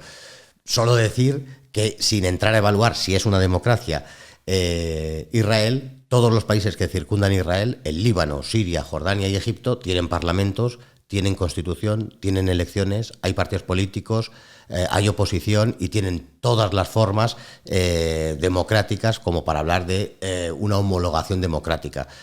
Pero Israel se arroga esa idea y se repite muchas veces de que Israel es la única democracia de la zona. No es cierto. Yo diría en tema, no tanto, a lo mejor sí tienen, bueno, a lo mejor no, seguro, hay parlamentos, hay etcétera, etcétera, etcétera, pero en tema derechos, que otra vez, ahora me lo cuestiono por el tema que tú dijiste, yo no soy un mente cerrada, pero en tema de derechos, tú no puedes comparar los derechos que tiene la población en Israel, que en teoría, según el papel, son todos iguales, comparado con la población del Líbano. En Líbano no todos tienen los mismos derechos. Absolutamente sí. Absolutamente todas las personas del Líbano sí, tienen. ¿Desde cuándo? Bueno, desde la constitución del Líbano. El Líbano lo crea Francia para hacer algo parecido a lo que fue luego Israel. Y de hecho Israel se amparaba en la idea del Líbano. El Líbano se crea para los cristianos maronitas. Y bueno, se crea, el Líbano es especial porque todavía a día de hoy vive y se representa, la representación parlamentaria es gracias a un censo de 1932, cosa que ya no existe, la realidad demográfica del Líbano ha cambiado, pero por la cual que el presidente tiene que ser maronita, el presidente del parlamento tiene que ser chií y el jefe del gobierno suní. Aunque hay esa peculiaridad, en el Líbano, por supuesto, que las mujeres tienen total libertad absoluta de todo tipo, igual que en Occidente, exactamente la misma. Pueden trabajar en lo que quieran, vestir exactamente como quieran, el alcohol es libre, todo. En el Líbano y en Siria sucede exactamente lo mismo. Y todos los ciudadanos, claro que sí, bueno, en el DNI sirio, por ejemplo, no pone si eres druso, si eres alawí, si eres suní, si eres chií, si eres cristiano, no pone nada de eso. El presidente del parlamento en Siria era cristiano hasta hace poco. Pero, por ejemplo, tú mismo acabas de decir que pone que en el parlamento debe haber un chií, un no sé qué, un no sé qué. En el caso del Líbano se hizo eso para contentar a todas las partes. Pero los derechos, estamos hablando de los derechos de las personas, todos tienen los mismos derechos. Y en el caso de Siria no se establece esa división confesional que existe en el Líbano y, por supuesto, insisto, en el Líbano las mujeres van sin códigos, no hay códigos de vestimenta, el alcohol es libre, puedes hablar, vamos, yo soy más libre en Damasco que en Madrid. Contando mis cuestiones políticas o mis afinidades. Los cristianos son parte de la estructura social de Siria. No hay ningún tipo de discriminación de ningún tipo en Siria. Yo tuve una amiga muy cercana que era del Líbano, que es del Líbano, y ella me dijo que en el Líbano tú solo, la parte de las mujeres, tú solo tienes derecho a ir pues como por Europa, digamos, en ropa normal, o ir a la playa y estar en bikini en caso de que tu padre tenga dinero y en caso de que tú no vivas ahí a tiempo completo. Si tú vives ahí a tiempo completo, aunque por ley está permitido, te van a meter una paliza o van... En el Líbano, sí. en Beirut está el barrio armenio, en donde hay una libertad absoluta. Vamos, el barrio armenio porque es donde se sale por la noche, si quieres encontrar diversión. Pero yo he hablado con mujeres chiitas en minifalda, por ejemplo, que es una cosa muy curiosa. Porque habría que explicar cosas del Islam. Mujeres chiitas, igual que en Irán, pues allí van en minifalda con camisetas de tirantes y están en las discotecas. Y mujeres cristianas, y ves a una chica con hijab y ves a otra... No hay ninguna obligatoriedad de nada en absoluto en el Líbano. ¿Ella era libanesa la que te contó eso? Libanesa, sí. Pues no sé, es como si yo te contase que en España es obligatoria la peineta. Pues no. Y también, por lo que tengo entendido, hay una gran diferencia entre la clase alta y la clase baja. Eso sí, y en dónde no. Pero sí es verdad que allí está muy marcado. Hay muchas diferencias porque después de la guerra civil, no era así históricamente, pero después de la guerra civil ha pasado eso. Y en gran parte el problema que tiene el Líbano es que son unas pocas familias las que manejan todo. Eso es verdad. Pero bueno, aquí en Occidente sucede también quizá en vez de menos familias son más familias, pero son los que manejan todo. Pero es que eso no se traslade, esa división social, esa división económica, esas brechas económicas que existen en el Líbano, que existen, con falta de derechos ni nada parecido. De verdad que existe una libertad absoluta en el Líbano y en Siria, absoluto. Actualmente el gobierno de, por ejemplo, el Líbano y, no sé, Siria, ¿son gobiernos de izquierdas o no? ¿O de derechas? En el Líbano están intentando conformar gobierno porque la división es tremenda y conformar allí gobierno a veces se tiran 2 años para conformar gobierno. Las alianzas son muy volubles y muy difíciles de establecer. En Siria existe un gobierno de concentración nacional capitaneado por el partido Baas, que es aconfesional. Es un partido aconfesional y históricamente era un partido socialista, panarabista, pero a día de hoy ya no tiene nada. Mucha gente de izquierda simpatiza con el partido Baas porque se cree que sigue siendo socialista cuando el socialismo era tal cosa, pero por ejemplo Bashar al-Assad ha liberalizado sectores de la economía enormes, la agricultura, otras muchas cosas, y ya no se puede hablar de ser formalmente dicen que son socialistas, como aquí el Partido Socialista Español, pues se dice socialista, pero de socialista no tiene absolutamente nada. Algo parecido sucede con el partido Baas. Bueno, todos los partidos socialistas y de izquierdas han apoyado del tirón a Palestina por el hecho de, por ejemplo, en Israel, el partido que gobierna es de ultraderecha ahora mismo. Sí, es el Likud, es el partido de extrema derecha. Sí, por tonterías. Y luego la izquierda siempre en España ha simpatizado, sin saber una palabra del asunto, ha simpatizado con Palestina, porque parecía que iba dentro del bloque. Soy de izquierda, simpatizo con Palestina. Soy de izquierdas y simpatizo con los flojos.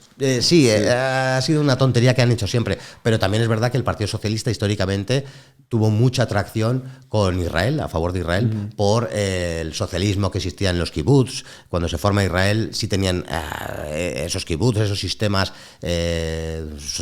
socialistas.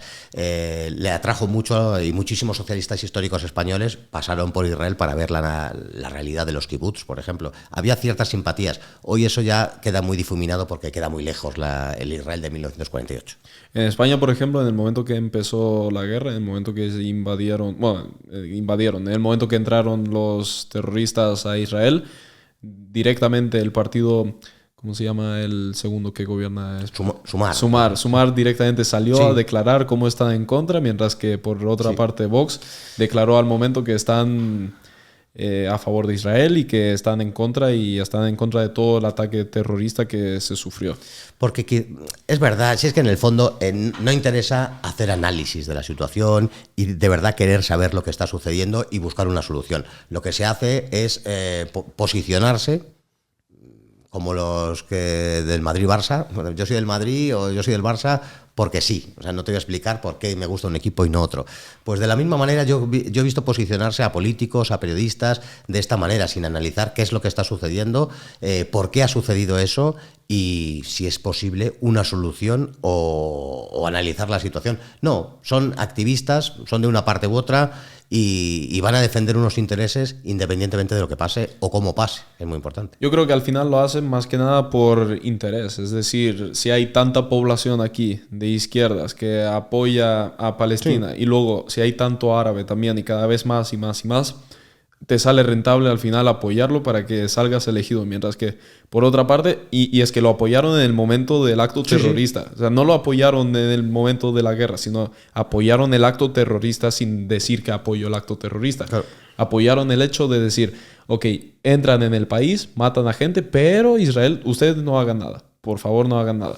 Mientras que yo soy apoyo a Vox. O sea, yo soy fiel ahí porque siento que realmente cuando yo escucho a Abascal, cuando dijo, estamos en contra de actos terroristas, yo dije, oh, una persona con cabeza, y luego la otra, estamos en contra de que Israel haga algo en contra de ese acto terrorista. O sea, no sé, yo vi ahí como que uno lo hacen por la población y el otro lo hace por sentido común. El posicionamiento de Vox a favor de Israel es previo. Tiene unas fortísimas simpatías Vox por Israel y aunque en ese punto puedas ver más lógico el actuar, las palabras de Abascal con respecto a la responsable de Sumar, Vox va a defender a Israel siempre, pase lo que pase. ¿No crees que Vox va a defender a Israel en caso de que Israel actúe bien? O por simple interés, porque cualquier cosa haga lo que haga Israel, Vox lo va a defender. La cúpula de Vox, luego muchos militantes me consta que no defienden a Israel, pero los fundadores, los prebostes del partido Vox defienden a Israel. Vox tuvo mucho tiempo en la página web la bandera de Israel. Pues sí. Algo, bueno, dentro de mi cabeza, al menos esa parte era lógica, y ya después pues puede ser por simple creencia, pero la parte de estar en contra del terrorismo era algo lógico. Y luego, por otra parte, están muy en contra de la inmigración. Sí. Es decir, el movimiento de personas dentro de España, que cada vez vemos más, sobre todo ahora mismo, que en Palestina con la gente palestina hay problemas, Israel-Palestina hay guerra, pero nosotros en España tenemos que tener miedo del terrorismo, que estamos en alarma. Sí. Según dicen algunos, 5 de 5 ya. Sí. Es decir, alarma 5, oficialmente alarma 4, porque el gobierno no quiere alarmarnos, pero estamos en alarma 5 porque está pasando algo en otro país. Y nosotros somos los que tenemos que comernos los frutos de eso por el tema de que estamos tan abiertos a esta inmigración. La inmigración es un problema terrible. La inmigración es un problema en sí. La inmigración es mala para el país de acogida y es mala para el país de donde salen. Aquí, Europa en general y los gobiernos que han existido en este país han entendido que la inmigración es buena, que tiene que ser buena. Y la inmigración nos está demostrando que es mala. Por todo índole de cosas. Pero vamos, estás hablando tú del nivel de alerta terrorista por cuestiones de seguridad. Evidentemente que hay un problema de seguridad. A más inmigración, más problema de seguridad. Inmigración llegando de donde llega.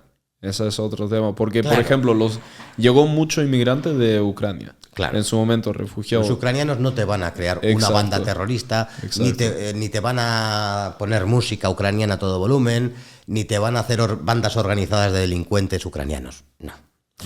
¿Por qué? Porque los ucranianos, los rusos, los alemanes, somos europeos. Y entonces, yo si voy a donde quieras, a Suecia, me podrá parecer raro el clima, los horarios, ese tipo de cosas, pero yo me adapto a la vida sueca perfectamente. Hay un fondo cultural que es común. Pero claro, cuando traemos gentes que no son del mismo fondo cultural, pues el problema está servido seguro. Aquí estamos trayendo gentes de países, España, por orden de países islámicos, por ejemplo, el mayor número son marroquíes, argelinos, senegaleses, pakistaníes y de Bangladesh. Vienen de países que tienen un trasfondo cultural muy pequeño, su fondo cultural es pequeñísimo y además antagónico al nuestro. Cuando traes pocos no pasa nada, pero cuando traes muchos el problema es seguro. Pero de la misma manera que si trajésemos gentes de Oceanía o gentes de ámbitos culturales muy diferentes. Los chinos también son muy diferentes y conllevan sus problemáticas. No son de inseguridad la problemática china, pero causan sus problemas económicos. Bueno, aquí no se quiere analizar si España no tiene soberanía para la inmigración, que es lo primero que tendría que tener soberanía para decidir si se quiere o no inmigración, porque a lo mejor nos sorprenderíamos y el pueblo español elegiría no tener inmigración. Para eso deberían votar a Vox. Bueno, pues yo... Y si no lo votan es por algo. Bueno, pues si no lo votan es porque Vox también sufre esa demonización. Aquí hay unas cosas que son buenas y unas cosas que son malas, independientemente de que lo sean o no lo sean. Vox es, para los medios, para la mayoría de los medios, es ultraderecha, que eso es malísimo. Están contra los inmigrantes, que es mentira, pero da igual. Se inventan cosas sobre Vox todo el rato. Sí, entonces eso frena muchísimo. Aún así, han llegado a tener el refrendo de 4 millones de votantes. Yo no voto a Vox, yo no voto a nadie, pero conozco muchos amigos y dirigentes de Vox son amigos. O conocidos por lo menos. Bueno, y les entiendo y sé que sufren un cerco mediático que es falso, que es mentira. Lo que sí quiere Vox, que no voy a hablar yo en nombre de Vox, porque no soy de Vox, pero quieren poner un poco de coherencia a toda la situación de la inmigración. Aquí todos los partidos políticos, el Partido Popular, el Partido Socialista, la izquierda en general, han querido que vengan y vengan gente. Y son capaces de aceptar que vengan 15 millones de gentes de Pakistán. Bueno, pues si metes 15 millones de pakistaníes, mañana tienes la Guerra Santa en Murcia. Claro, pero es que es normal. Y Vox y otros muchos partidos quieren poner un poco de sensatez. Hay que recuperar la soberanía, si queremos o no queremos, cuántos queremos, de qué origen queremos. No es lo mismo que venga gente del este de Europa o italianos, que son nuestros primos, o portugueses, que son nuestros hermanos, con que venga gente, como vino aquí en el marasmo de los refugiados, que no venían de la guerra de Siria e Irak, venían negros, que no hay negros en Siria ni en Irak, pues venían negros del África subsahariana, venían muchísimos de Pakistán y Bangladesh, venían gente organizada, porque hay un interés en inundar Europa de gente de fuera de Europa. Y esto se está viendo con esos taxis marítimos, esas ONGs que recogen gente en Libia, que quedan con ellos y les traen. Y esos están pagados en muchas ocasiones, muchos de ellos, por organizaciones financieras muy importantes. Porque esto se quiere promover, la inmigración. No es nada casual, imparable, un hecho circunstancial. La inmigración, tal y como está concebida, es un hecho programado que se quiere llevar a cabo y que se está organizando para inundar Europa. Ante esto, pues hay partidos Vox y otros muchísimos que se oponen a este tipo de cosas. Cuando tú te opones a la inmigración o te opones a otra serie de cosas, pues te llaman de todo. Y esto es lo que está pasando a Vox o a otros partidos por oponerse a otras cosas. Es interesante, por ejemplo, cómo se divide esa inmigración. Tú mismo lo has dicho, de Europa de Este van a pues Praga, van a Berlín, van a Suecia, van a Suiza, etcétera, etcétera, etcétera. Y luego de África, todos esos países algo menos desarrollados, toda la zona mediterránea. Sí. Pues Italia, nosotros, Grecia, toda esa zona se está inundando con personas así. Pero en el momento que intentan cruzar la frontera más para arriba, la frontera está cerrada. Sí. Ya a partir de ahí, ¡pum!, cerrados. Y nos toman como, por lo que yo he visto de varias personas, están muy en contra porque sienten que nos toman por tontos. Es que es verdad. O sea, literalmente a nosotros nos meten inmigrantes menos educados, cero cultura, que no aportan nada a la economía en gran parte. Por ejemplo, los inmigrantes que vienen de Latinoamérica suelen aportar bastante a la economía. Suelen ser trabajadores, por lo que yo he visto. Las primeras jornadas de gente que vinieron a trabajar, pero luego está pasando un fenómeno que yo estoy en contra también de ese tipo de inmigración. O sea, la inmigración realmente buena, ¿cuál te crees que sería? La europea. La europea. La europea, porque tenemos un trasfondo cultural similar. Tú no te tienes que integrar. Tú echarás de menos. Tú has venido hace mucho, hablas muy bien, no sé cuándo has venido, o si has nacido aquí, o no sé. Viene una persona de Leningrado, de San Petersburgo, y no se tiene que integrar, tiene que aprender el español para entenderse, y se va a integrar en 3 meses. Viene una persona de Ouagadougou y no se integra ni en 7 años. Y una persona puede ser, pero 100.000, imposible. Lo que estás trayendo es haciendo un alto volta en Jaén. Bueno, pues todo lo que conlleva hacer un alto volta en Jaén. La cultura europea, cuando los españoles fueron, en los años 60-70, salieron 2 millones de españoles y fueron a Suiza, Alemania, Francia, Bélgica. No necesitaron institutos de integración, ni ministerios de integración, ni nada. Aprendieron la lengua del lugar, trabajaron en los trabajos más horribles, que siempre el que viene de fuera pues tiene que empezar de cero a hacer trabajos que no quiere el del país, mal pagados, y la mitad se quedaron allí, se integraron y la mitad volvieron. En Francia, por ejemplo, el primer ministro es de origen español, fue Valls, la alcaldesa de París, Hidalgo, de origen de Cádiz, el entrenador de la selección española se apellidaba Fernández, el mejor perfumista, si es que existe tal palabra, Paco Rabanne, era español. Es decir, a lo mejor de las 10 personas más insignes de Francia, 5 eran de origen español, porque se integraron perfectamente. Aprendieron francés y sus hijos llegaron a ser las máximas figuras del país. Aquí llevamos sufriendo inmigración, y digo sufriendo conscientemente, inmigración 30 años de manera masiva, y no hay nada parecido a ninguna persona insigne de origen africano, ni de origen hispanoamericano, ni de origen tailandés. Yo, por ejemplo, vengo de Canarias, yo viví en Tenerife durante mucho tiempo y se está llenando muy fuerte ahora mismo las Islas Canarias con inmigrantes. Y hay problemas de delincuencia, está creciendo la delincuencia, porque vienen con culturas que no son la nuestra. Vienen con culturas que a lo mejor sienten que violar a una mujer no es tan grave. No es tan grave. Exacto. Claro, cuando vienes con fondos culturales... Claro, que es que hay países, nosotros los que vivimos en Europa nos parece pues normal que yo me he venido andando desde el tren media hora, he venido fumando un cigarro, dando una vuelta y sé que no me va a pasar nada. Pero claro, hay países que no podría ir andando media hora una avenida de chalets vacía y sin policía. Me matarían, me violarían, y es normal, hay una violencia extrema en partes del mundo, con un machete así, te matan y yo llevo 3 euros ahora encima, pues me robarían 3 euros. Bueno, y me dejan ahí tirado y dentro de 3 días me descubre alguien y me entierran por ahí.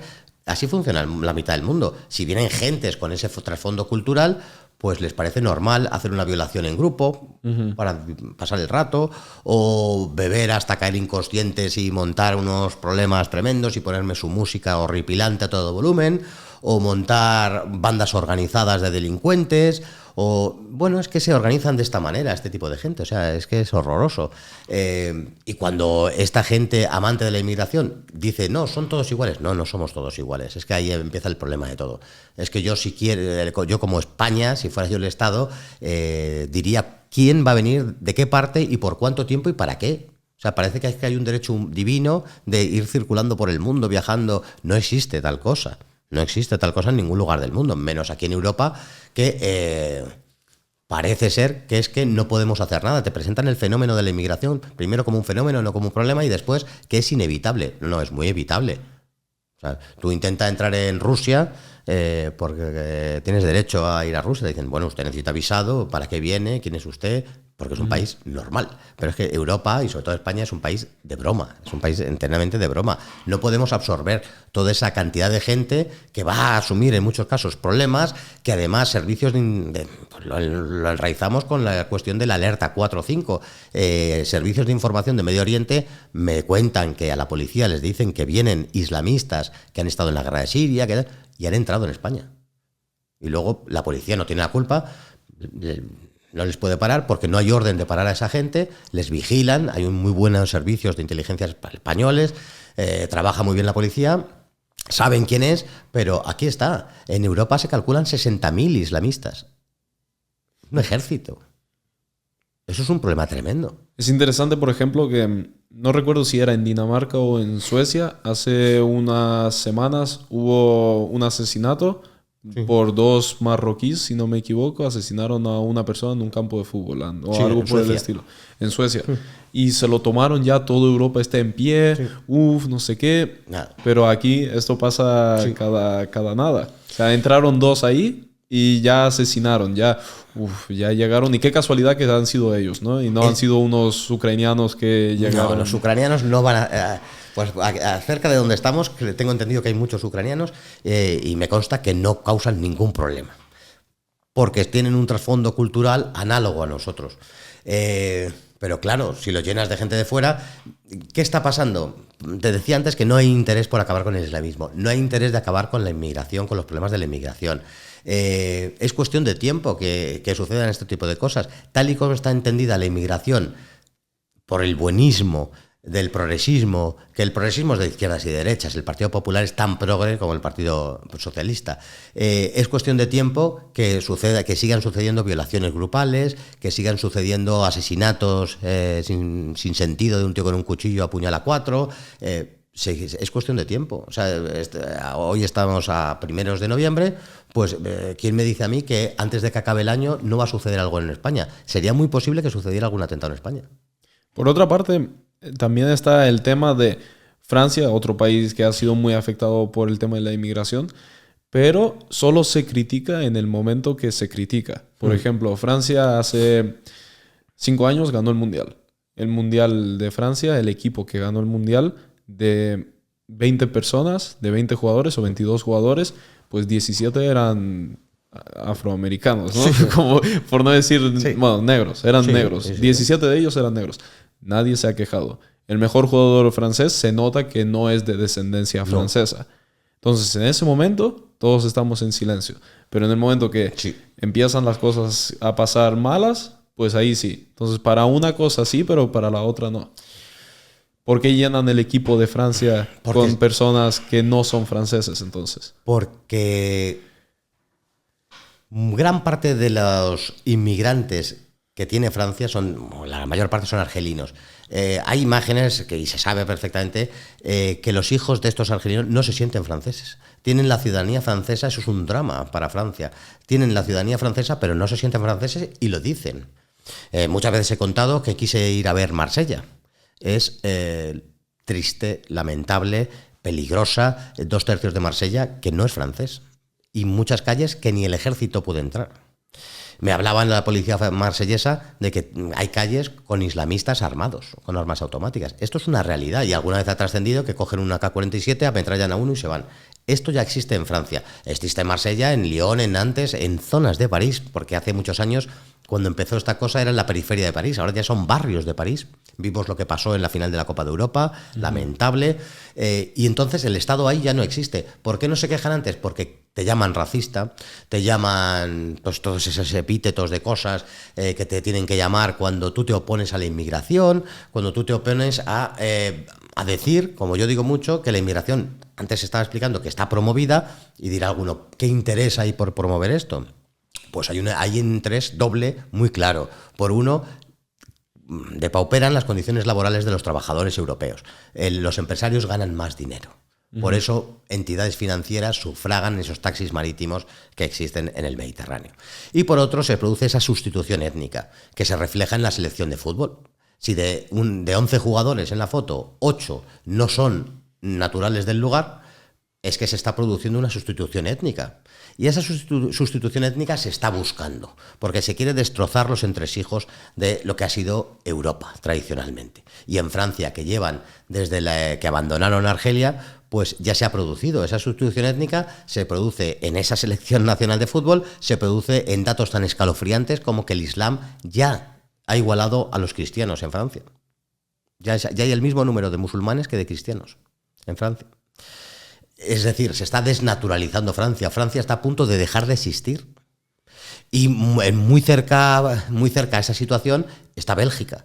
Y Inglaterra lleva camino.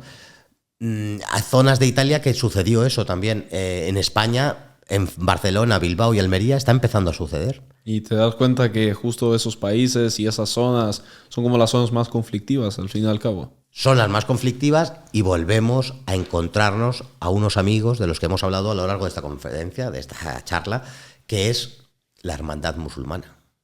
Ahora Benzema, hablando de fútbol y tal, le han acusado, un ministro, o por lo menos un político francés, acusó a Benzema de ser de la hermandad musulmana. Un ministro, sí fue. Un ministro. Una hermandad musulmana, mira, A mí muchas veces me dicen que si yo soy islamista. No, yo he sufrido los bombardeos de los islamistas en Siria, me bombardeaban a mí. O sea que no...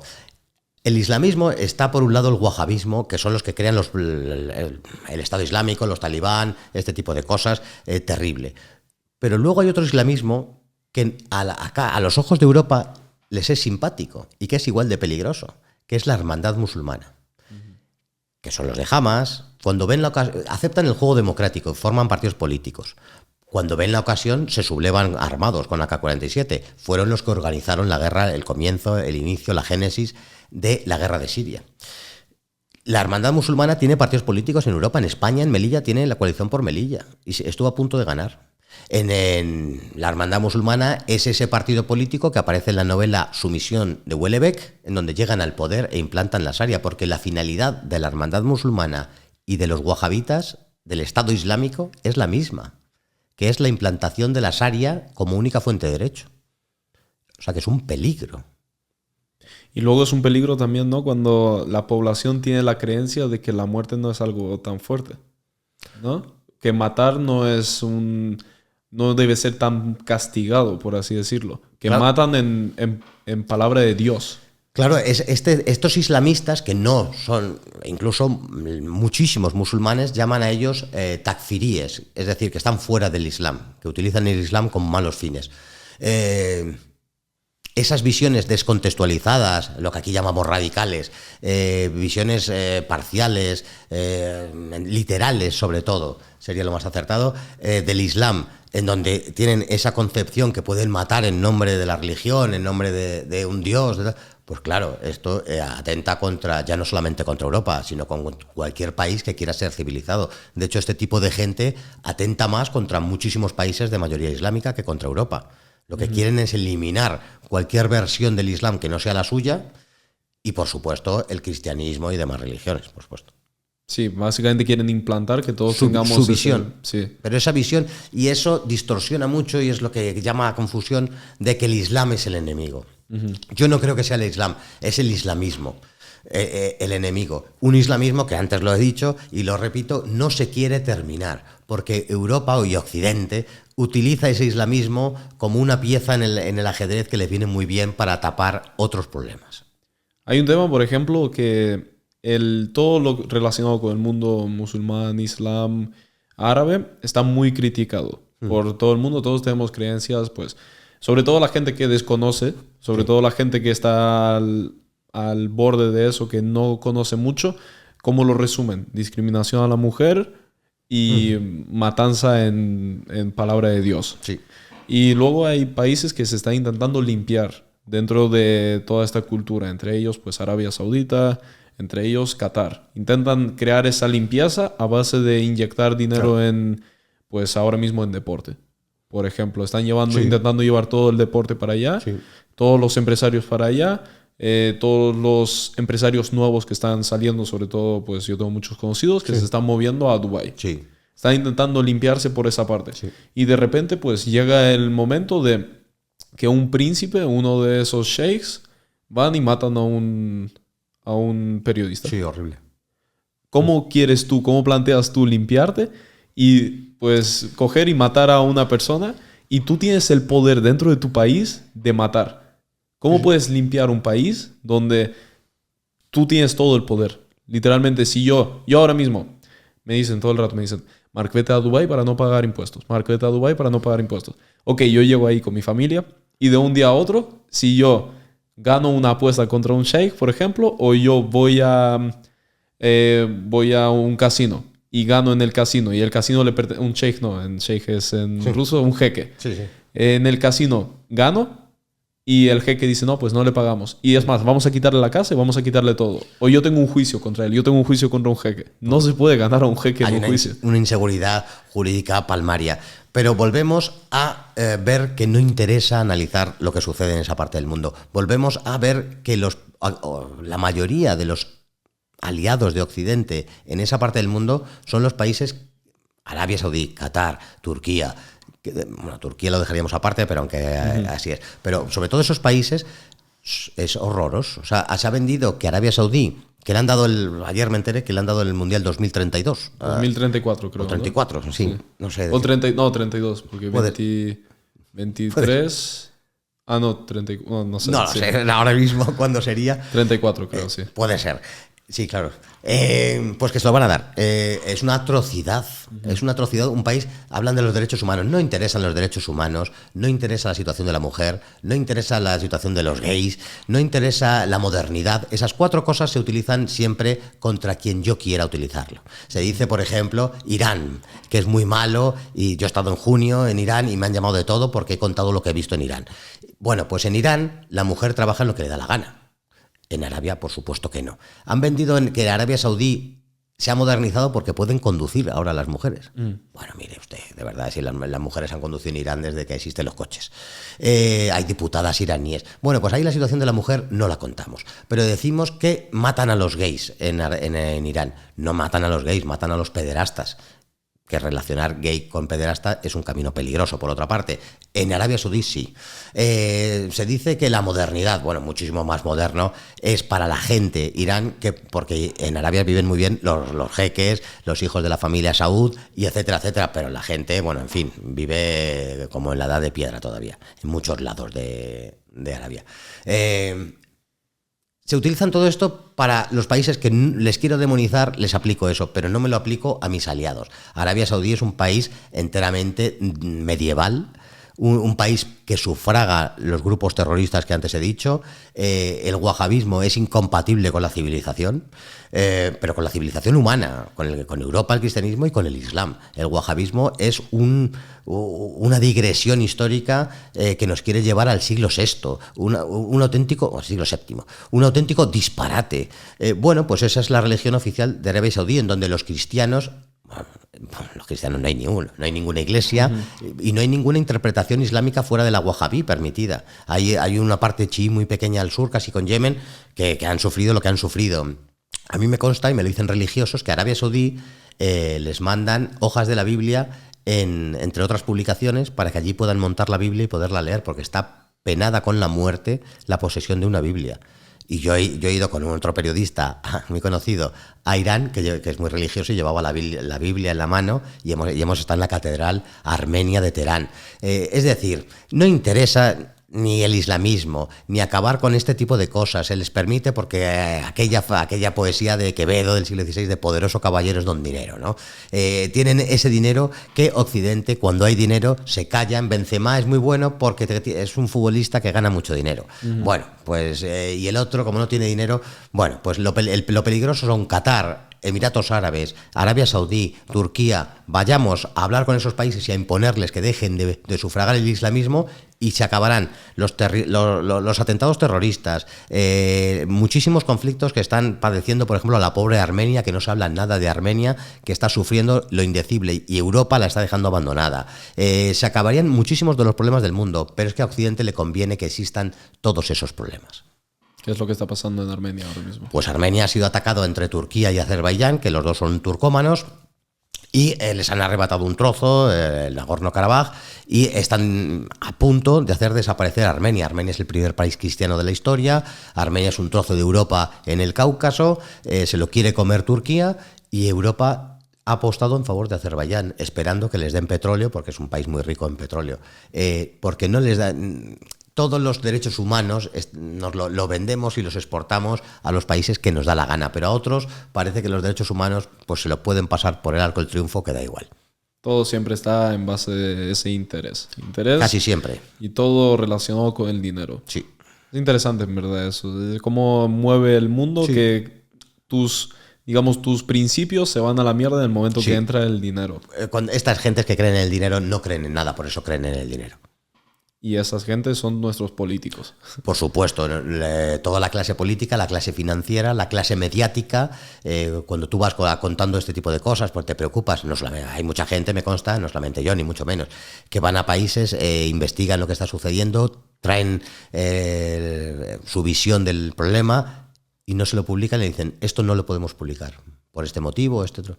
O sea, la verdad no interesa, si es que al final ni el islamismo ni nada interesa. No interesa la verdad, interesan los posicionamientos tácticos que mañana muchas veces cambian de opinión y pueden ser lo contrario, pero interesa ese interés.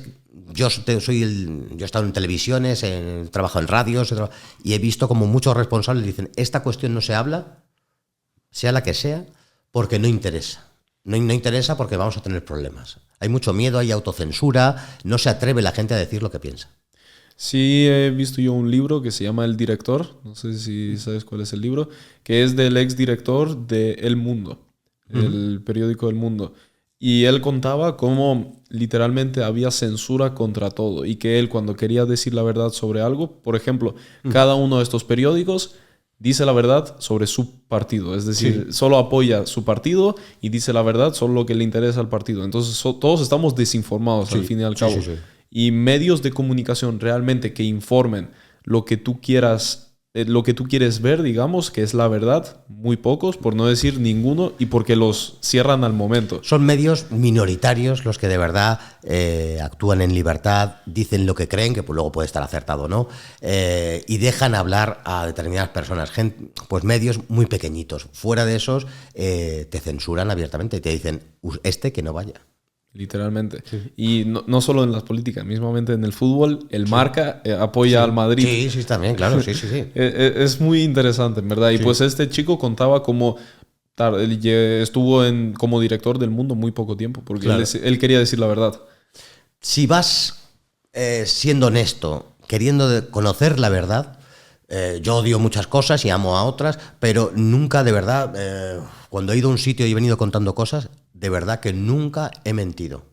He llegado a decir que defendería a Siria si hubiera utilizado material químico, pero que la verdad es que no lo he utilizado. Nunca he mentido ni omitiría datos. Cuando yo hablo de lo que sea, digo cosas que atentan contra cuestiones que a mí me gustan, pero de verdad que hago primar la verdad sobre cualquier otra cosa. O sea, en Europa estamos igual de censurados como en cualquier otro país. Todos nos quejamos de la censura de Rusia, de la censura de no sé dónde, pero al fin y al cabo en Europa... Bueno, fíjate, si sacas el tema Rusia, censura, aquí se han prohibido medios que había rusos. Sputnik o Russia Today están prohibidos. Sí, y yo me he dado cuenta de eso. Por ejemplo, yo estoy posicionado obviamente en contra de la guerra y yo estoy posicionado en contra de Putin. Si quieren vengan rusos a matarme. No creo. No, sí, no se puede decir cosas así, pero bueno, yo viviendo en Europa lo puedo decir. Pero, por ejemplo, en Rusia está censurado los medios de comunicación europeos y ucranianos y aquí están censurados los medios rusos. Por lo mismo. Tristemente lo mismo. Yo sí creo en el debate. Yo he tenido programas de radio y he llamado a gente que no me gustaba nada, pero claro, si tienes que debatir tendrás que traer a alguien que crea lo contrario. Mismamente nosotros al principio. Pues sí, tenemos posturas muy diferentes en algunas cosas, pero es que si no hay debate. Entonces de verdad que no... Yo no creo tampoco en ponerte en el lugar del otro, pero sí creo que para la gente que nos ve es muy interesante que haya una persona que crea una cosa y otro otra, porque si no es un monólogo y es lanzar una idea sola y así está la gente de informada. Lamentable. Innecesario. Claro. Porque si tú solo escuchas una parte, al fin y al cabo tú si entras en internet y pones, mismamente sobre Rusia-Ucrania, pones Rusia está matando ucranianos, te va a salir Rusia está matando ucranianos. Y si tú pones ucranianos están matando a rusos, pues te van a salir ucranianos están matando a rusos. Tú tienes que buscar algo para crear una opinión alrededor de escuchar esta parte y escuchar esta otra parte y quedarte con lo que, digamos, intercala, porque cada uno miente a su manera. Sí. Y al fin y al cabo, si tú solo estás buscando lo que quieres buscar y quieres posicionarte duramente con eso, mismamente la gente aquí con Palestina, mismamente los europeos con Ucrania, pues al fin y al cabo te vas a quedar posicionado solo por una de las dos partes. Sí. O sea, eso es igual de lógico que... Y ese apriorismo que hablábamos de posicionarte sin haber analizado nada no te lleva a ninguna parte. Yo tengo unas creencias muy fuertes, no voy a ir de neutral en ningún caso. En ninguna situación internacional he estado de neutral. Pero de verdad que interesarte por el caso, profundizar, saber qué es lo que está pasando y sobre todo para poder justificar tus pensamientos. Si no, pues se queda en algo vacuo, vacío, que es si viéramos a todas esas gentes de Sumar que nos explicaran por qué defienden a Palestina, no sabrían explicarlo. No saben explicarlo. Ese es el problema realmente Seguro. con todo el mundo. Seguro. Y de Israel también habría muchísimos que te dirían, pues no sé, yo qué sé. Tú vas a todas las manifestaciones ahora mismo y preguntas, oye, ¿qué estás defendiendo? No, pues no sé. Sí. O Greta Thunberg, ¿sabes qué? Greta Thunberg, horroroso. obviamente. Sí. Sí, que salió el otro día diciendo como que apoya al Palestina. Y salió en una foto y salía una foto de un, ¿cómo se llama? Un pulpo Lo vi. detrás. Sí. El pulpo. Y pusieron como que ella apoyando a Palestina y ese pulpo, no sé si representaba algo del Se ha dicho eso. antisemitas. Y entonces ella cogió y como a los 5 minutos eliminó esa foto y publicó una con el pulpo recortado. Salía con varias chicas más. Sí, apoyando a Palestina. Y al fin y al cabo tuvo que eliminar todo y pedir perdón porque salió mal de todo. Una chica que... una locura de persona y a mí me... Una locura de persona sobre un tema sobre la que se hizo famosa, que es otra locura de tema, que es el cambio climático. El cambio climático. Ya nos venden todo en la cabeza, nos meten todo en la cabeza y al fin y al cabo pues estamos manipulados. ¿Cómo crees que tú, ya para acabar, podría la gente informarse de verdad? Yo creo de verdad que la gente se informe un poquillo haciendo lo que yo hago. Coger, no solamente ver la televisión, que está en manos de quien está. Si no ven la televisión vamos bien, empezamos bien, buen consejo. Y luego ver medios de las dos partes. Intentar, con eso del hospital, del misil, pues intentar leer el Washington Post y leer Almanar. Yo creo que intentar cotejar y pensar por sí mismo, con lo que has dicho de que no había fuselaje, tal, pues me ha hecho pensar también. Que la gente se plantee por qué suceden las cosas, que no deglutan la información como si fuera comida y no se plantease nada, sino que razonen un poco, porque estamos acostumbrados, y con esos trastos mucho más, de ver una cosa instantánea, así no pensar sobre ello, ya lo hemos visto, se te queda una idea, que es lo que quieren los medios de comunicación, y no pensar, plantearnos las cosas y preguntarnos por qué suceden o si acaso fueran mentira lo que nos están contando. Pues ya saben, a informarse de todo y a no escuchar pues solo a un lado de la balanza, digamos, y formar una opinión propia. Muchas gracias por estar aquí. Espero tenerte de vuelta pronto. O sea, me ha gustado mucho. No sabía exactamente a qué venía y he estado muy a gusto, de verdad. Sí, me encanta entonces. Muchas gracias y chao a todos.